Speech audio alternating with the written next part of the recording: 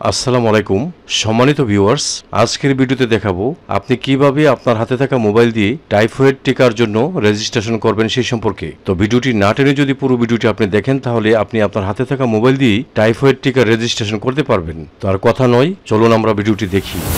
এই জন্য আপনি আপনার মোবাইলে থাকা একটি ব্রাউজারে প্রবেশ করবেন। আমি ক্রোম ব্রাউজারে প্রবেশ করলাম। ক্রোম ব্রাউজারে প্রবেশ করে এই যে সার্চ বার আছে এখানে ক্লিক করবেন। এখানে ক্লিক করে আপনারা লিখবেন VEX, এই যে দেখেন VEXPI, এটা লিখে আপনারা সার্চ দিবেন। হ্যাঁ, সার্চ দেওয়ার পরে প্রথম যে ওয়েবসাইটটা আসবে সিটিজেন পোর্টাল, এখানে ক্লিক করবেন। আচ্ছা, এখানে ক্লিক করার পরে এই যে টাইফয়েড ভ্যাকসিন অটোমেটিক থাকবে, আপনারা স্ক্রল করে নিচের দিকে যাবেন। যাওয়ার পরে এই যে দেখেন নিবন্ধন করুন, এখানে ক্লিক করবেন। তো এখানে ক্লিক করার পর আপনি যে শিক্ষার্থীর টাইফয়েড ভ্যাকসিনের জন্য নিবন্ধন করবেন তার জন্ম তারিখের দিন, মাস এবং বছর দিয়ে দিবেন। তারপর এখানে জন্ম নিবন্ধন সনদ নম্বরটা দিয়ে দিবেন 17 সংখ্যার। আচ্ছা, প্রথমে আমি শিক্ষার্থীর জন্ম তারিখটা দিই। তো আমি এই যে ড্রপ ডাউন বাটনগুলি আছে এখানে ক্লিক করে করে শিক্ষার্থীর জন্ম তারিখ, দিন, মাস এবং বছর দিয়ে দিলাম। এখন শিক্ষার্থীর জন্ম নিবন্ধন সনদ নাম্বারটা আমি এখানে দিয়ে দিব। তো আমি শিক্ষার্থীর জন্ম নিবন্ধন নাম্বারটি দিলাম। এখন স্ক্রল করে আমি একটু উপরের দিকে নেই। এখন শিক্ষার্থীর লিঙ্গ নারী না পুরুষ। তো আমার যে শিক্ষার্থী সে নারী, এই জন্য আমি এখানে ক্লিক করব। তারপরে দেখেন এখানে যে ক্যাপসা কোডটি আছে সেই ক্যাপসা কোডটি আপনি এখানে বসাবেন। তো এটা বসানোর আগে একবার জেনারেট করুন, এখানে একটা ক্লিক করবেন। করার পরে এখন যে ক্যাপসা কোডটি আসছে এখানে বসায় দিবেন। তো আমি বসায় দিই। তো আমি এই ক্যাপসা কোডটি এখানে দিলাম। এখন যাচাই করুন, এখানে ক্লিক করব। ক্লিক করার পর দেখেন অটোমেটিক আমার শিক্ষার্থীর নাম, মাতার নাম, পিতার নাম চলে আসছে। এখন এখানে মোবাইল নাম্বারটি দিবেন। যদি আপনি ঘরে বসে করেন তাহলে আপনার মোবাইল দিতে পারেন, যদি স্কুলে করেন প্রধান শিক্ষকের নাম্বার দিয়েও করতে পারেন। তো আমি এখানে আমার নাম্বারটাই দিয়ে দিচ্ছি, দিয়ে দিলাম।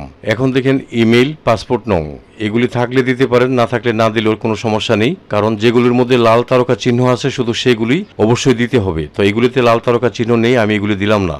এখন আমি স্ক্রল করে নিচের দিকে যাই। যে বর্তমান ঠিকানা, বর্তমানে যে ঠিকানায় বসবাস করছেন মানে যে শিক্ষার্থীর নিবন্ধন করছেন তার ঠিকানা এখানে দিবেন।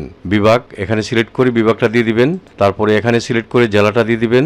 তারপরে এখানে সিলেক্ট করে উপজেলাটা দিয়ে দিবেন। তারপরে শিক্ষার্থী যদি পৌরসভার হয়ে থাকে এখানে ক্লিক করে পৌরসভা দিবেন, আর না হলে নো পৌরসভা দিবেন। আচ্ছা, ইউনিয়ন কি এটা দিয়ে দিবেন, আমি দিয়ে দিলাম। তারপরে ওয়ার্ড এটা দিয়ে দিবেন, ওয়ার্ড দিয়ে দিলাম। গ্রাম, মহল্লা, পাড়া এগুলি আপনি দিতে পারেন, না দিলেও সমস্যা নেই। তারপর আমি দিয়ে দিচ্ছি, দিয়ে দিলাম। এখন বাড়ির নাম্বার যদি থাকে দিবেন। অনেকের বাড়ি বা হোল্ডিং নং ছাড়া সাবমিট করতে পারে না। তো আপনি এখানে যদি নাম্বার নাও জানা থাকে আপনি যে কোনো একটি নাম্বার দিয়ে দিলেও কোনো সমস্যা নেই, আপাতত সাবমিট করেন। হ্যাঁ, তো আমি নাম্বার না দিয়ে সাবমিট করলাম। টাইফয়েড ভ্যাকসিনের জন্য নিবন্ধন করুন। দেখেন আমি যে মোবাইল নাম্বারটা দিয়েছি সেই মোবাইল নাম্বারে 4 ডিজিটের একটা ওটিপি গেছে। সেই ওটিপিটা আমাকে এখানে 5 মিনিটের মধ্যে বসাতে হবে। তো আমি আমার মোবাইলটা একটু চেক করি। তো আমি আমার মোবাইল চেক করে দেখলাম ওটিপি চলে আসছে, আমি দিয়ে দিই। তো আমি ওটিপিটা দিয়ে দিলাম, দিয়ে এখন সাবমিট এখানে ক্লিক করব। এখানে বেক্সপাই পোর্টাল, হ্যাঁ এটা দেখাইছে, কিন্তু আপনারা নিশ্চয়ই দেখেছেন আমারটা সাকসেসফুল হয়েছে। এখন আমি স্ক্রল করে নিচের দিকে যাই। নিচের দিকে গিয়ে দেখেন ভ্যাকসিন সম্পর্কে জানুন, এখানে টাইফয়েড আছে, নিবন্ধন করুন, এখানে আপনি আবার ক্লিক করবেন। তো আমি এখানে ক্লিক করলাম। করার পরে যে টাইফয়েড নিবন্ধন করুন এখানে ক্লিক করবেন। এখন দেখেন আপনি যে শিক্ষার্থীর করবেন সে যদি শিক্ষা প্রতিষ্ঠানে অধ্যয়নরত নবম শ্রেণী ও সমমান পর্যন্ত সকল শিক্ষার্থী কিন্তু দিতে পারবে। তাহলে যদি শিক্ষার্থী বিদ্যালয়ে অধ্যয়নরত থাকে এটা সিলেক্ট করবেন।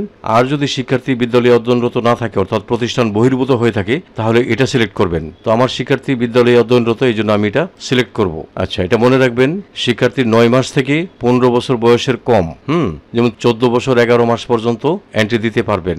এখন দেখেন শিক্ষা প্রতিষ্ঠান খুঁজে পেতে প্রতিষ্ঠানের সঠিক ঠিকানা সিলেক্ট করুন। তো আপনার শিক্ষা প্রতিষ্ঠানটা কোন বিভাগে আছে এখান থেকে সিলেক্ট করে দিবেন। তারপরে কোন জেলায় আছে জেলাটা দিয়ে দিবেন, আমি দিয়ে দিলাম। কোন উপজেলায় আছে সেই উপজেলাটা দিয়ে দিবেন। তারপরে পৌরসভা সিলেক্ট করুন, যদি পৌরসভা থাকে এটা দিবেন, না থাকলে নো পৌরসভা দিবেন। তারপরে ইউনিয়নটা দিয়ে দিবেন, আমি দিয়ে দিলাম। তারপরে ওয়ার্ডটা দেখেন। আচ্ছা, এখানে ওয়ার্ড যে আছে এখানে যে ড্রপ ডাউন বাটন আছে এখানে ক্লিক করবেন, করে আপনারা দিবেন এডুকেশনাল ইনস্টিটিউট। হ্যাঁ, তো এডুকেশনাল ইনস্টিটিউটে ক্লিক করার পরে আমরা এখন এখানে যাব শিক্ষা প্রতিষ্ঠানের নাম। এখান থেকে আপনি আপনার শিক্ষা প্রতিষ্ঠানটা দিয়ে দিবেন, আমি আমারটা দিয়ে দিচ্ছি। এই যে আমি আমারটা দিয়ে দিলাম।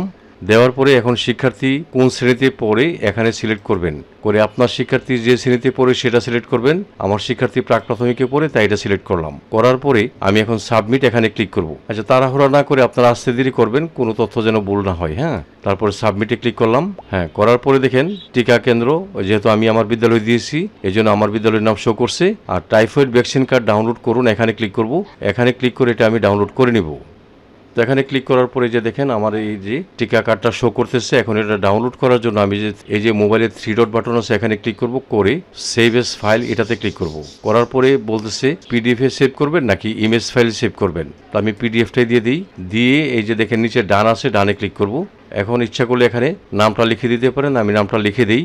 শিক্ষার্থীর নামটা আমি লিখে দিলাম। হ্যাঁ, ইলমা দিয়ে মানে প্রাক প্রাথমিক দিয়ে দিলাম। তারপর সেভ এখানে ক্লিক করব।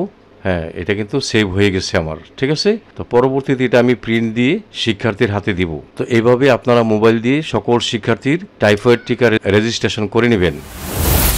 তো এই ছিল আমার আজকের ভিডিও। আশা করি আমার এই ভিডিওটি আপনাদের একটু হলেও উপকারে আসবে। যদি আমার এই ভিডিওটি আপনাদের একটু হলেও উপকারে আসে তাহলে লাইক, কমেন্ট এবং শেয়ার করে দিবেন। সেই সাথে চ্যানেলটি সাবস্ক্রাইব করে আপনারা আমার সঙ্গে থাকবেন। আপনারা সকলে ভালো থাকবেন। আপনাদের সবাইকে ধন্যবাদ।